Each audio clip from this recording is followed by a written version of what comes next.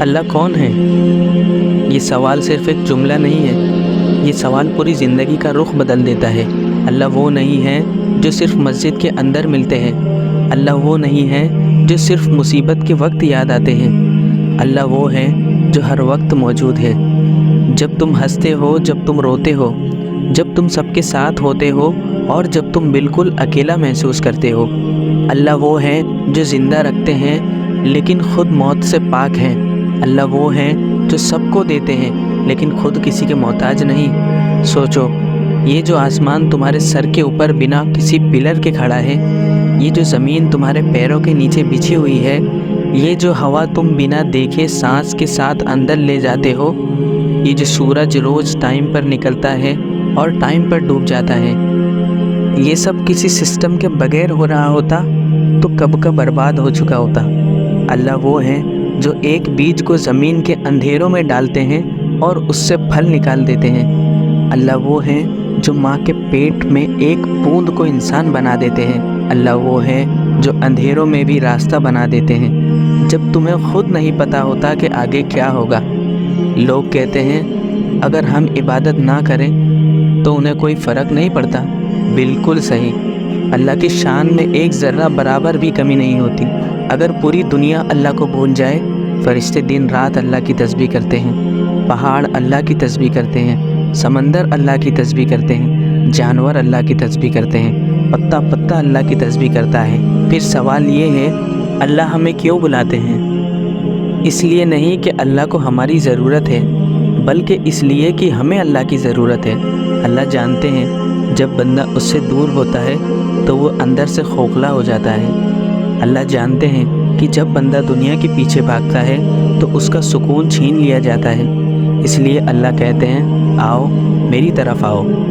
یہ بلاوا غصے کا نہیں ہوتا، یہ بلاوا محبت کا ہوتا ہے۔ اللہ وہ رب ہیں جو گناہ کرنے کے بعد بھی بندے کو دھوکہ نہیں دیتے بلکہ راستہ دیتے ہیں۔ اللہ وہ رب ہیں جو بندہ اس سے بات بھی نہ کرے تب بھی اس کا رزق بند نہیں کرتے۔ اللہ وہ رب ہیں جو بندہ سجدے میں نہ جائے تب بھی اس کی سانسیں چلاتے رہتے ہیں۔ سوچو، ہم لوگ اگر کسی کے لیے کچھ کریں اور وہ شکریہ تک نہ بولے تو ہم ناراض ہو جاتے ہیں، اور اللہ جو آنکھ دیتا ہے، جو کان دیتا ہے، جو صحت دیتا ہے، جو ماں باپ دیتا ہے، جو روٹی دیتا ہے، جو عزت دیتا ہے، جو چھپا کر گناہ معاف بھی کرتا ہے، وہ پھر بھی بندے کو محبت سے بلاتا ہے۔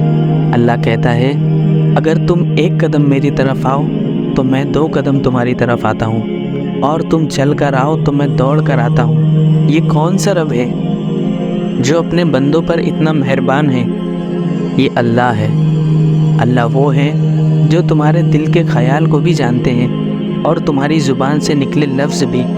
اللہ وہ ہے جو تمہاری آنکھوں کے آنسو بھی گنتے ہیں اور تمہاری خاموشی بھی سنتے ہیں۔ تم دنیا کے سامنے اسٹرانگ بن سکتے ہو، لیکن اللہ کے سامنے تمہاری حقیقت چھپی نہیں ہوتی، اور پھر بھی اللہ تمہیں ذلیل نہیں کرتے۔ یہ اللہ کی شان ہے۔ اللہ وہ رب ہے جو گناہگار کو بھی کہتے ہیں مایوس مت ہو، جو ٹوٹ چکا ہو اسے بھی کہتے ہیں واپس آ جاؤ، جو بھٹک چکا ہو اسے بھی کہتے ہیں میں تمہارا انتظار کر رہا ہوں۔ اس دنیا میں اگر سب تمہیں چھوڑ دیں تو اللہ نہیں چھوڑتے، اگر سب دروازے بند ہو جائیں تو اللہ کا دروازہ کھلا رہتا ہے۔ اس لیے اللہ کو پہچانو، صرف لفظوں میں نہیں، اپنی زندگی میں پہچانو۔ نماز صرف فرض نہیں، یہ اللہ سے ملاقات ہے۔ دعا صرف مانگنا نہیں، یہ اللہ سے بات کرنا ہے۔ سجدہ صرف جھکنا نہیں، یہ اپنی ساری اکڑ توڑ دینا ہے۔ اللہ کا بندہ بننا کمزوری نہیں، یہ سب سے بڑی طاقت ہے۔ اور جب بندہ اللہ کو پہچان لیتا ہے نا، تو پھر دنیا اسے ہلا نہیں سکتی، کیونکہ جس کے ساتھ اللہ ہو اس کے خلاف کون ہو سکتا ہے؟